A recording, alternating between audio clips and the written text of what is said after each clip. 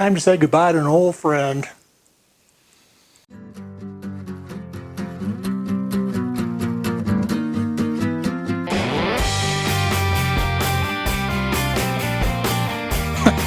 Well, I don't know how much of a friend he's been. So, a long time ago, I cast this ramming tool, and I didn't know what I was doing.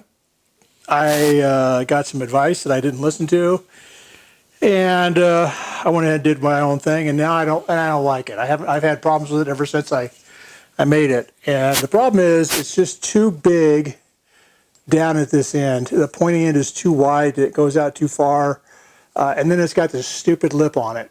And every time I ram this down into the sand. Every time I ram it down the sand, when I pull it out, sand catches in there and it makes a mess. And because it's such a wide angle, I think it's spreading the sand more than it's packing it. So we're going to we're going to make a new one. And this is much smaller. It doesn't have that funny lip. My buddy Julian has been using this. I gave this pattern to him months and months ago. He printed it. There he is using it. And he likes it. I asked him what he thought. He said, yeah, I wouldn't change anything. So if I change anything at all, I'm going to bring this point back. So it's a little bit flatter here. It's just a matter of grinding, right? We all seen grinding. So I'm going to clean this guy up, and we're going to ram it up. All right, so this is how I'm going to lay the mold out. You see I've got a big feeder at the end of the part, and I'm also reusing my my runner that's got a gate printed on it. I really need to print some runners up without gates on them so I can just use them any way I want. I'm not going to use that gate. And here I'm going to show you, this is the ramming tool I'm kind of using now. It's just a stick.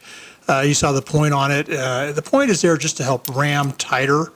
If you do it with a big blunt edge like this one, you just kind of create layers and you don't pack as well. So I've been using that as my strike, but now I got this cool new strike. Look at that. Isn't it nice? Serrated edge. Pretty happy with that. That serrated edge worked really, really well. All right, here's the my part again. It's a two-part mold. I tend to use pins or keys to kind of hold the stuff together. That way I can reuse it and don't have to glue it. Now, the important thing to note here, too, that I'm going to show is the position of the runner with the feeder and the part. The metal is going to flow from the runner through the gate, through the feeder into the part. That way the feeder always has the hottest metal in it. It hasn't cooled down by having to travel a long distance. It's right next to the part, so it won't freeze up while the part is shrinking. I'm going to show you something here in just a sec, slow motion, and we get into it. I always put my hand on the when I'm ramming. I put my hand on the stuff just to keep me from hitting it with the tool. Watch, here it comes. Ow! Oh man, that hurt. I can't tell you how much that hurt. Did that for your enjoyment. Anyway, I put my hand on there because if I don't, then I end up jamming stuff down through the sand. I hit it with that tool every single time. There's the new strike again, working really, really well. Pretty happy with that. Now you're going to see me cut the basin here. I cut it in, again, as always, it's about 30 millimeters deep or so. The ridge should come about 10 millimeters off the bottom. I think I'm pretty close to that with this. I cut it all with a spoon, and then I'm going to use a straw here on the inside just to radius that edge, because you want to have a nice round transition. And I use the brushes you saw there just to kind of smooth things out and to give me just a little bit better radius each time. And you see me cut the gate from the runner to the feeder, and now I'm cutting the gate from the feeder to the part. I radius them each with the brush so I don't have any sharp corners there. That's an important thing. And finally, we're going to get this part out of the mold. There we go. And I'm going to use scratch vents again. They worked for me last time I did it. It worked really well. Now these are bigger than I probably should put in there. But you'll notice when the part comes out, you don't see them. So I didn't get metal in there. And it seems to, well, we'll see if it worked or not. Do a trial close, knock all the loose sand out, close it up again, and we're ready to pour. All right, here we are on the pour. I've got it zoomed in because I want to be able to see the metal flow into that feeder. And I want you to take note of how gently it comes in there, nice and easy. Now, I'm going to say a little bit later in the video when I'm talking live that right there, that I think I starved the sprue. I'm not quite sure I did. I don't see the ridge, so we're going to watch it in slow motion here in just a second and watch and see if the ridge appears or not.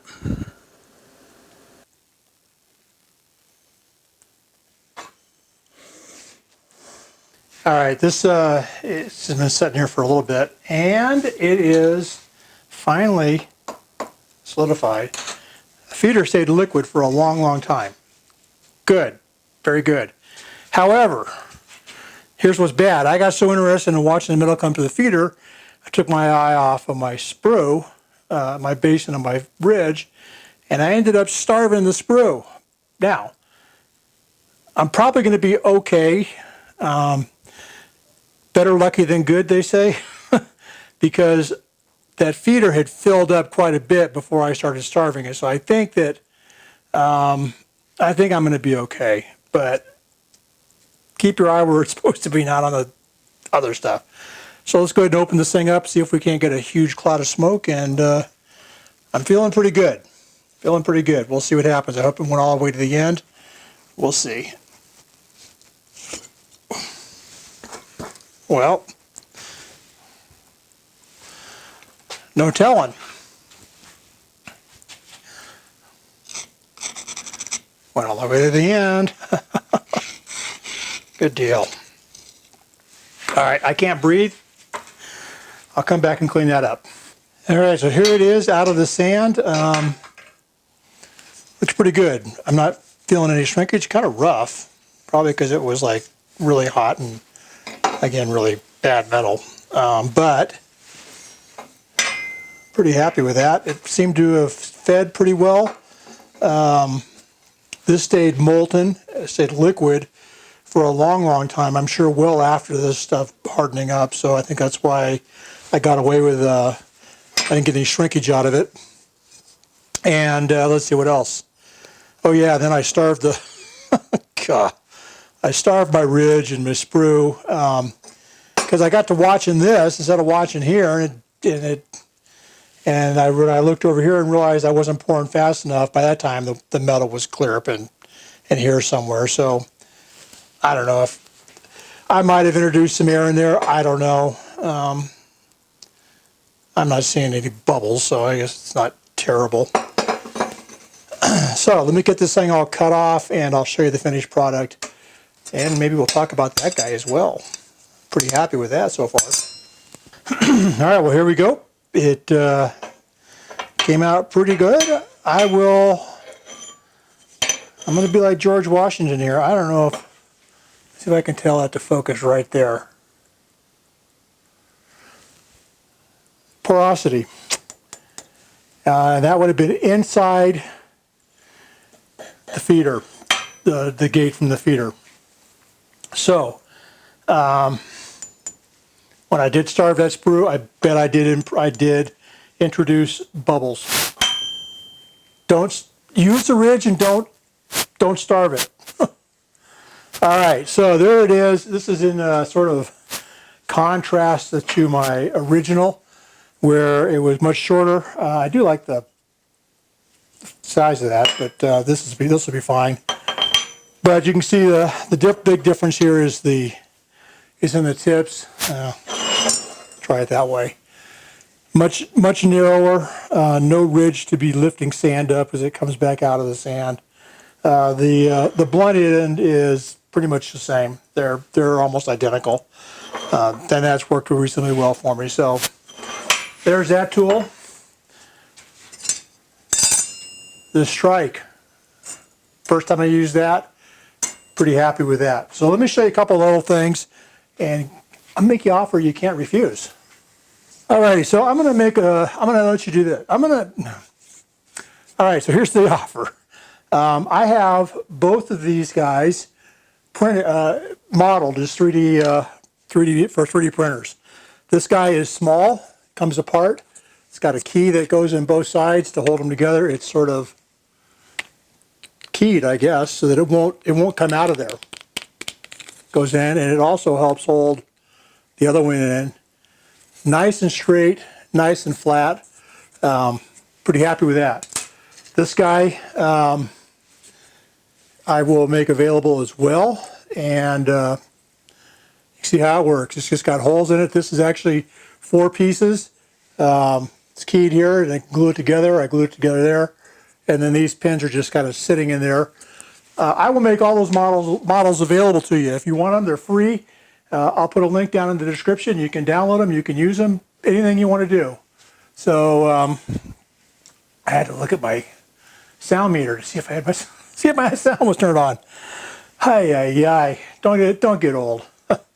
Anyway, there you go. A new ramming tool, a new strike that I'm pretty happy with at this point. So if you haven't subscribed and you want to do that, I'd love it. If you aren't notified, go ahead and click that dumb bell. All right, well, there you go. That's it. You guys have a great day. Go check out Julian's channel if you haven't already done that 100 times. Go over there and check him out. Take care. Have a good day. That's what I'm supposed to say. Have a good day. No, it's have a great day. I'm losing it.